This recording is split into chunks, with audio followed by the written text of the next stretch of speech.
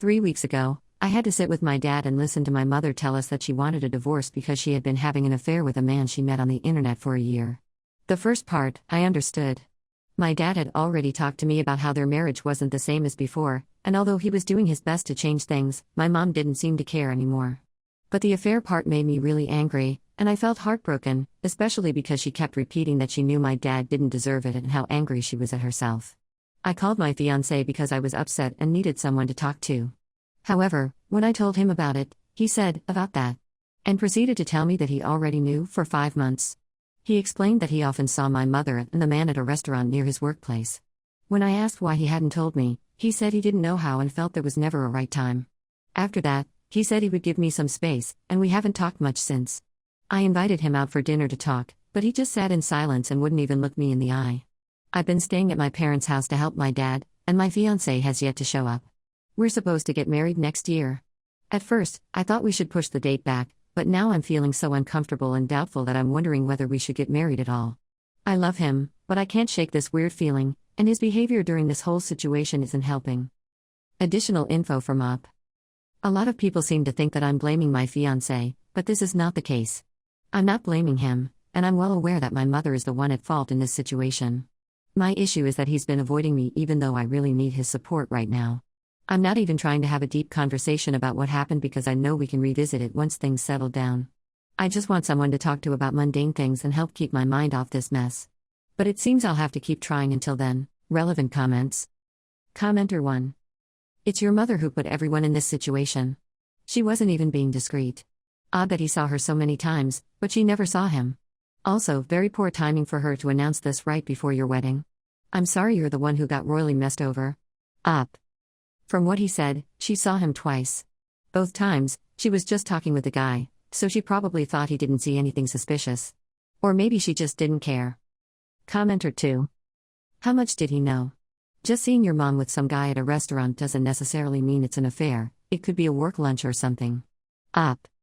Sometimes, they were just talking. Other times, it escalated to hand-holding and kisses. Commenter 2. Him not being there for you during this mess is a separate issue. Do you think he feels like you're blaming him? Up. I don't think I've given him any reason to think that. During the phone call where he told me what he saw, I was pretty speechless.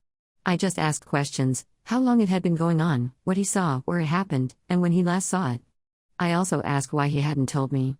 I told him we needed to talk in person and kept him updated on the situation through texts. When we went out for dinner, he was already acting weird. To be honest, I felt weird too, so I tried to talk about other topics before diving into a serious conversation. He stayed quiet, gave short answers, and seemed withdrawn, so I decided to drop it before it got worse. Now, we barely talk. Most of our communication is short texts, and phone calls are almost non-existent. He either hangs up quickly or doesn't pick up. We don't live together at the moment because he's staying with a friend near his work, and we had to adjust our budget to move in together later. Commenter 3. I'll play devil's advocate. Would you have believed him if he had told you?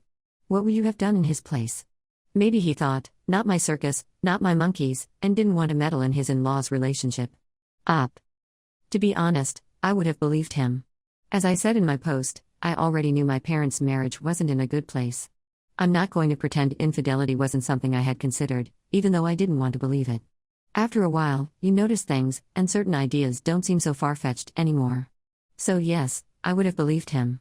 I would have preferred he mentioned these encounters, even starting with the less incriminating moments, before revealing the more serious ones. Update, 3 months later. I'm making this update so I can move on from everything. It's not a happy update, but here we go. After making my original post, I realized I might have been too accusatory and decided I should try being more open with my fiancé.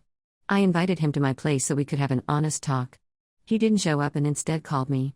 I was already struggling, so this didn't sit right with me, which led to us arguing over the phone. That argument ended with my now ex-fiancé revealing that he had been having an affair with a woman from work. The affair had been going on for almost a year. At first, he thought it was just a one-time thing, but it kept happening, and he realized he had feelings for her. Around that time, he moved to his friend's place so he could take her there whenever his friend wasn't home, which was often. This was why he didn't tell me about my mother's affair. He felt guilty and started becoming paranoid.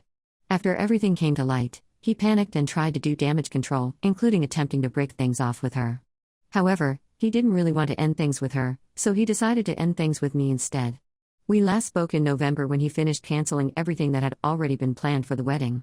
He expressed a desire to keep in contact in the future, but I refused. I've since moved closer to where my dad lives.